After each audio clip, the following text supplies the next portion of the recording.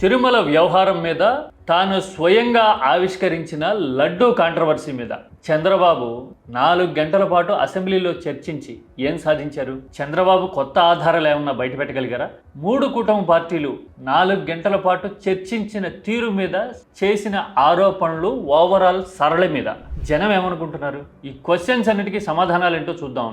అలాగే ఈ overall ఎపిసోడ్ని observe చేస్తే ప్రధానంగా 3 అంశాల మీద చంద్రబాబు దృష్టి పెట్టినట్టు కనపడుతుంది. అవేంటో గనక పాయింట్ బై పాయింట్ డీటెయిల్డ్గా చూస్తే ఏపీ రాజకీయాన్ని, భవిష్యత్ ప్రణాళికని మత ఆధారితంగా ముందుకు తీసుకెళ్ళాలి అని చేస్తున్న ప్రయత్నాలు, వేస్తున్న ఎత్తుగడలు ఎంతవరకు ఫలిస్తాయో, ఎలాంటి రిజల్ట్ ఇస్తాయో మనకు అర్థమైపోతుంది. మరి డీటెయిల్స్ ఏంటో చూద్దామా? చాలా మంది దేవుళ్ళు ఉన్నారు కానీ యేసు ప్రభువుతోనే చేస్తున్నారంటే అది ఒక నమ్మకం, పవిత్రమైన వాస్తవం. లడ్డూ వ్యవహారం జనంలోకి రావడం మొదలయ్యి, మీడియాలో నలగడం మొదలయ్యి దాదాపు 2 ఏళ్ళు అవుతుంది కదా. అధికారంలోకి వచ్చి రాగానే లడ్డూలో జంతువుల కొవ్వు కలిసింది అని ఆరోపణలు చేయడము, సుప్రీంకోర్టు సిట్ వేయడము, ఆ రిపోర్ట్ కూడా బయటికి రావడం ఈ మధ్యన జంతువుల కొవ్వు కలవలేదు అని చెప్పడం చూసాం కదా. మరి ఇదే ఇష్యూ మీద అధికారంలో ఉన్న కూటమి ముఖ్యమంత్రి స్వయంగా తలుచుకొని ప్రిపేర్ అయ్యి అసెంబ్లీలో ప్రత్యేకమైన చర్చ నిర్వహించబోతున్నారు అంటే జనరల్గా ఎక్స్పెక్టేషన్ ఎలా ఉంటుంది? కొత్త ఆధారాలు ఏమైనా బయట పెడతారా? ఏం చెప్పబోతున్నారు? ప్రత్యర్థుల్ని ఇరకాటంలోకి పెడతారా? వాస్తవాలు ఎలా చూపిస్తారు? ప్రజలకి ఏం చెప్పబోతున్నారు అనే క్యూరియాసిటీ, ఉత్సుకత సహజంగానే ఉంటాయి కదా. మరి ఇలాంటి కొత్తదనం కానీ, కొత్త ఆధారాలు కానీ కూటమి, చంద్రబాబు చూపించగలిగారా అంటే లేదనేదే సమాధానమేమో కదా.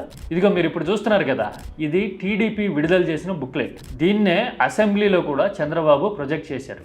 అన్ని మీడియా రిపోర్ట్లు, పొలిటికల్ ఆర్గ్యుమెంట్లు, ఇంతకాలం కొందరు కూటమి నాయకులు, మరీ ముఖ్యంగా టీడీపీ లీడర్లు చేస్తున్న ఎలిగేషన్సే ఇందులో ఉన్నాయి. అధికారంలో ఉన్నప్పుడు యంత్రాంగం, వ్యవస్థలు మన చేతుల్లోనే ఉన్నప్పుడు కొత్త ఆధారాలు ఏమైనా చెప్పుండొచ్చు కదా. ఉంటేనే కదా చెప్పడానికి అంటారా?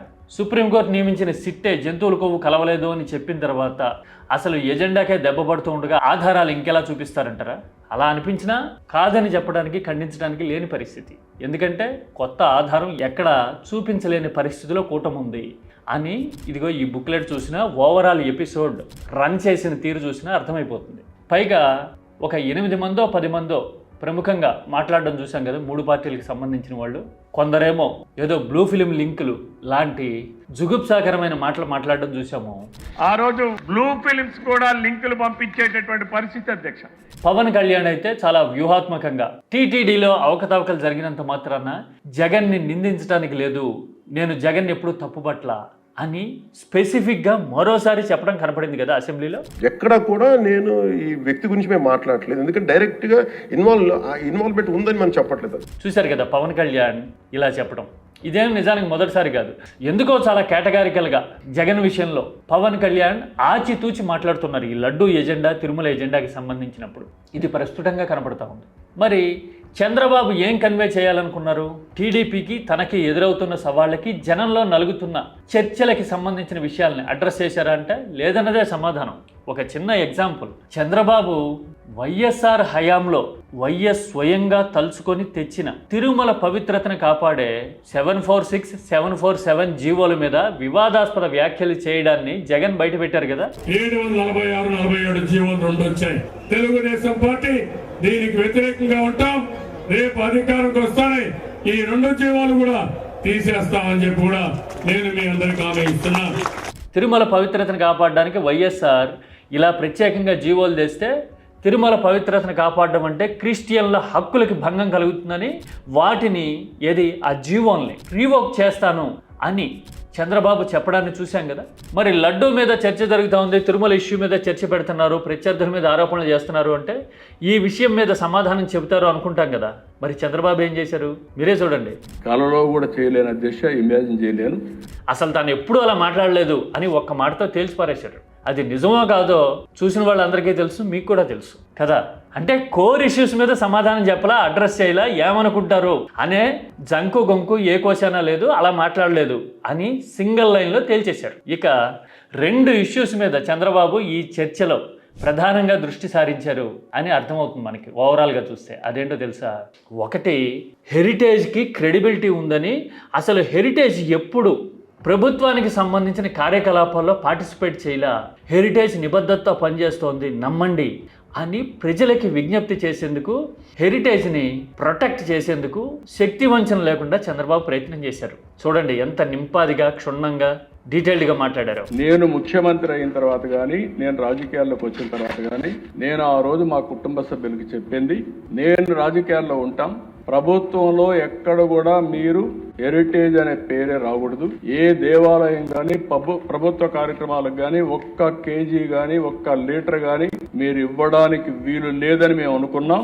అదే తన పాత వీడియో 2009 నాటి వీడియో మీద అయితే ఒక మాటలో తేల్చేశారు. హెరిటేజ్ విషయంలో మాత్రం చాలా వివరంగా మాట్లాడడం కనబడింది. ఎందుకంటే హెరిటేజ్ చాలా ఛాలెంజెస్ ఎదుర్కోవడం చూస్తూ ఉన్నాము, ఇంటర్నల్ చేంజెస్ చేస్తూ ఉన్నారు, షేర్ వాల్యూ పడిపోయింది అని కూడా చూస్తూ ఉన్నాము. ఇలాంటి పరిస్థితుల్లో చంద్రబాబు హెరిటేజ్ని స్టెబిలైజ్ చేయడానికి తన వంతు ప్రయత్నం చేశారు అని అర్థమవుతుంది. ఇంకా రెండోది, ఇంకా ఆశ్చర్యం అనిపించేది, క్రిస్టియానిటీ విషయంలో రివర్స్లో వైసీపీ మీద ముద్ర కొట్టేందుకు చంద్రబాబు చేసిన ప్రయత్నాలు చూస్తే చాలామందికి ఆశ్చర్యం కలిగింది. ఏంటది? సుబ్బారెడ్డి భార్య బైబిల్ పట్టుకున్నారు అని చెబుతూ తప్పుపట్టడానికి ట్రై చేశారు. అఫ్కోర్స్ వైసీపీ ఇలా ఎప్పటికప్పుడు ఖండించడానికి ప్రయత్నం చేసినా అది వేరే విషయం అనుకోండి.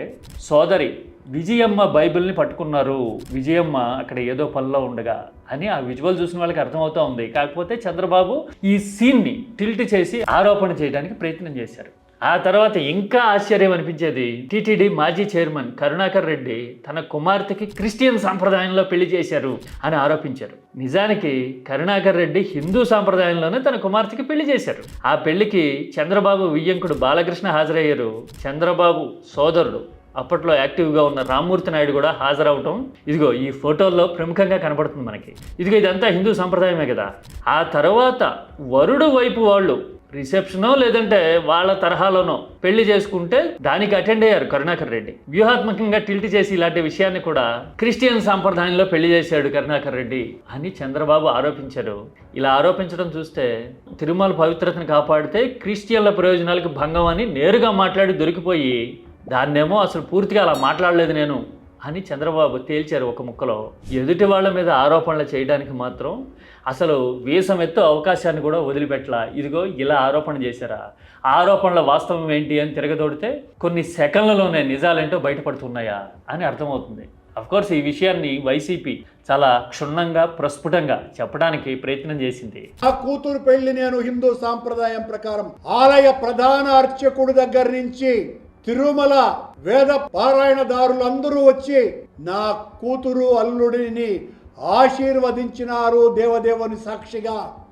మీరు బైబిల్ పట్టుకున్నారు కాబట్టి క్రిస్టియన్ అంటే ముస్లిం అంటే ఎట్లా ఉంటుంది? చంద్రబాబు గారు ఈ ఫోటోలను చూశారు కదా కరుణాకర్ రెడ్డి ఎలాంటి రిప్లై ఇచ్చారు. అంటే ఓవరాల్గా ఏమర్థమైంది? కొత్త ఆధారాలు బయటికి రాలా. హెరిటేజ్ నిబద్ధత గల సంస్థ అని చంద్రబాబు సర్టిఫికేషన్ ఇవ్వడానికి ట్రై చేశారు సభలో. మూడోది, క్రిస్టియానిటీకి సంబంధించి ప్రత్యర్థుల మీద ఆరోపణ చేశారు. తన వీడియో విషయం మాత్రం చాలా టాక్టికల్గా డీవియేట్ అయ్యేలాగా అసలు ఎప్పుడు తను అలా చేయలా అని చెప్పడానికి ట్రై చేశారు. మరి ఇలాంటప్పుడు జనం ఆలోచన ఎలా ఉంటుంది? ఆల్రెడీ సోషల్ మీడియాలో నిష్పాక్షికంగా ఉండేవాళ్ళు, ఏది పార్టీలతో సంబంధం లేకుండా ఆలోచించగలిగిన వాళ్ళు ఆల్రెడీ కామెంట్లు పెట్టడం స్టార్ట్ అయింది నిన్న మధ్యాహ్నం నుంచే. రాజకీయ ఎజెండా కోసం మతాన్ని ఈ స్థాయిలో వాడుతున్నారా అని కొంతమంది అంటే, ఆరోపణలు చేసేటప్పుడు ఇంకా బెటర్గా ప్రిపేర్ కావాల్సింది కదా, కొత్తగా ఏదైనా చెప్పుండాల్సింది కదా. ఇప్పటికే జనానికి అర్థమైపోయింది లడ్డూ విషయంలో రాజకీయాలు చేసి దొరికిపోయి డిఫేమ్ అయింది ఎవరు అని. ఇప్పుడు మళ్ళీ ఇలాంటి అటెంప్ట్స్ ఎందుకు చేస్తున్నారు అని ఇంకొందరు మాట్లాడడం కనపడింది. మీకైతే ఏమనిపించింది? ఓవరాల్గా ఈ ఎపిసోడ్ చూస్తే చంద్రబాబు నేను చెప్పిన 3 ఎజెండాల కోసమే పనిచేశారా? కామెంట్ చేసేటప్పుడు భాష మర్యాదపూర్వకంగా సబ్జెక్ట్ ఓరియంటెడ్గా ఉండేలా చూసుకుందాం. కీ టాక్స్ అనేది ఆలోచనలకి వేదిక.